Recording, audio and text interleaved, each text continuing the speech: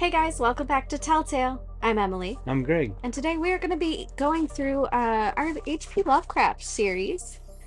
Today we are going to be discussing, because we've already read, The Crawling Chaos by hmm H.P. Lovecraft, and there was another author who helped with this story, I think, wasn't there?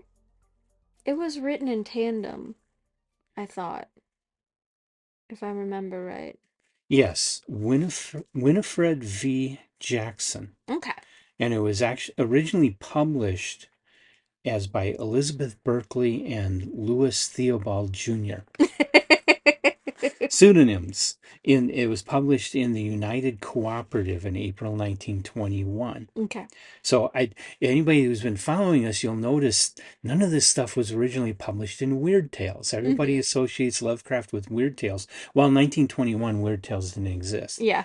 So he published a lot of his work before Weird Tales ever came into existence. hmm And so it was reprinted later on in Weird Tales, but it Yeah. was originally published elsewhere.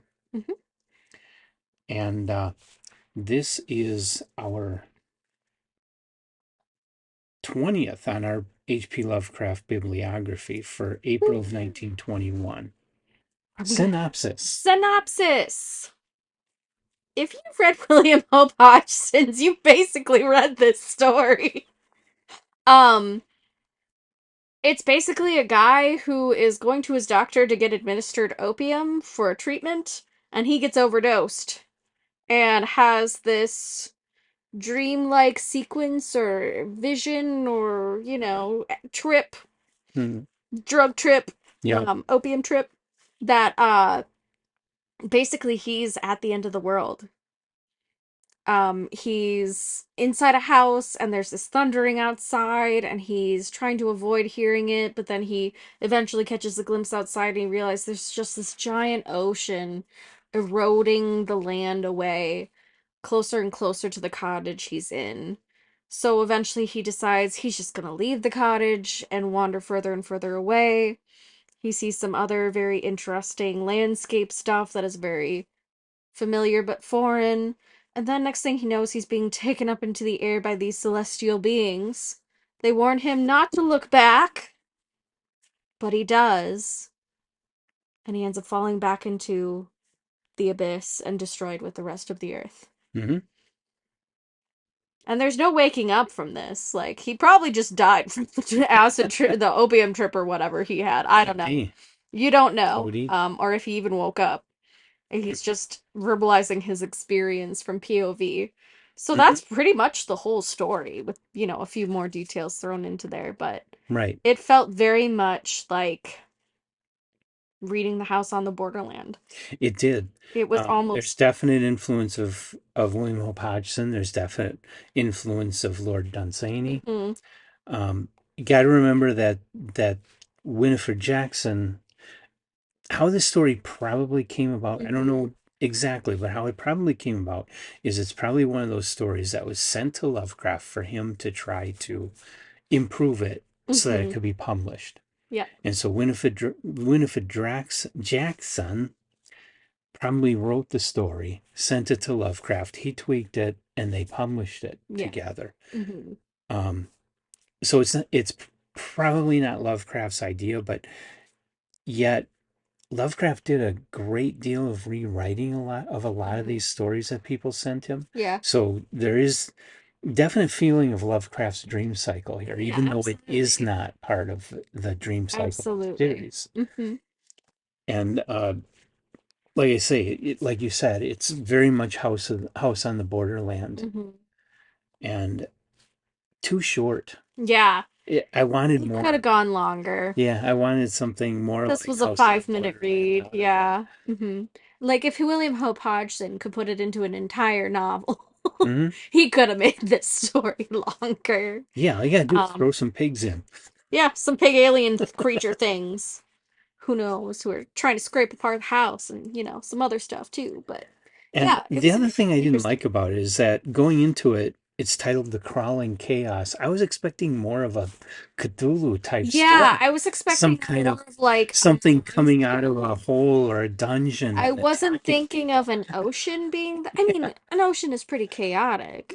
Yeah. But it consuming all land masses on the earth.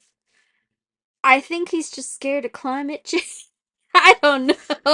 I don't know. I don't know. It was not his one of his best, that's for sure. No, but I did find it interesting, and Yeah. I did find it being so short, it's worth the time. Yes, and it felt very experimental, like William Hope Hodgson did for Mm-hmm. his time. Mm-hmm.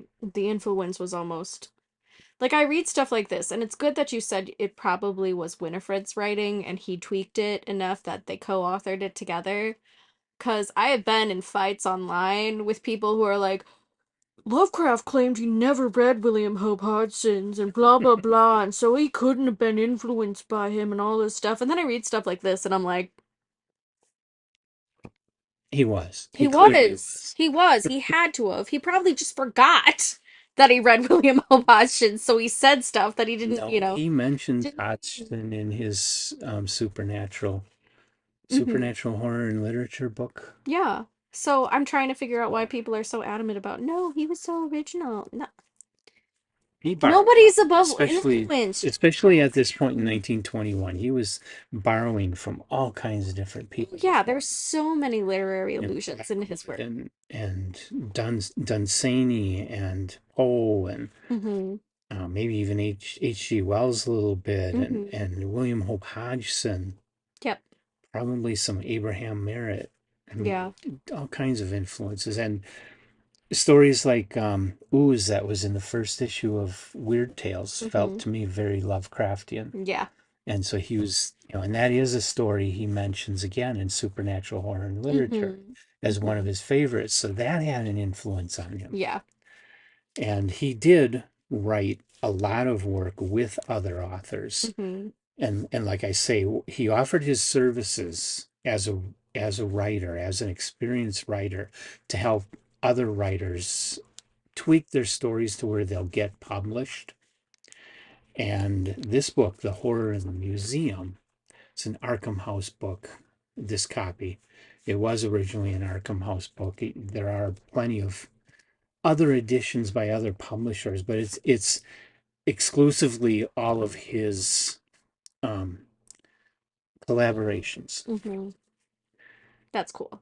And if you buy a complete H.P. Lovecraft book, it'll Mm-hmm. usually only have his own stories. Yes, that's what The I ran into. collaborations won't be in there. Yeah, I hadn't read this one because I had a complete collection of his work, but it was exclusively his work. So I Yeah. went online and I was able to find at one of H.P. Lovecraft's official site where it has all his public domain content and everything in there. Hmm. So I read it there because that's where I could find it. And the reason why these aren't usually included in Lovecraft collections is because they're Yeah. collaborations. The other writers that he collaborated with, in many cases, still have the copyright. Hmm. So they're not free to publish. Yeah. That makes So only Lovecraft's own work is in the public domain. Decent story, yeah. worth looking up, especially if you love Very Lovecraft. unearthly. Yeah, very unearthly. And if you Yeah. like William Hope Hodgson's Yeah. work, this is another great one that's very similar. Hmm. So, pretty awesome. So yeah, read it, come back, leave comments. Tell us what you think of the crawling chaos. And Are you scared of the ocean too? and then hit the like button, hit the subscribe button. Come on back for the next Lovecraft that we cover, which is going to be The Terrible Old Man. Terrible. They gotta stop writing stories about me. You're not old, you're not a man. Inside, I feel like I am just an angry old man who Terrible drinks too part we much can talk about. scotch. Likes to punch babies. Anyway, I don't know. I don't know where I was going with that. Thanks for Okay. joining us, guys. We will see you next time. Bye. Bye.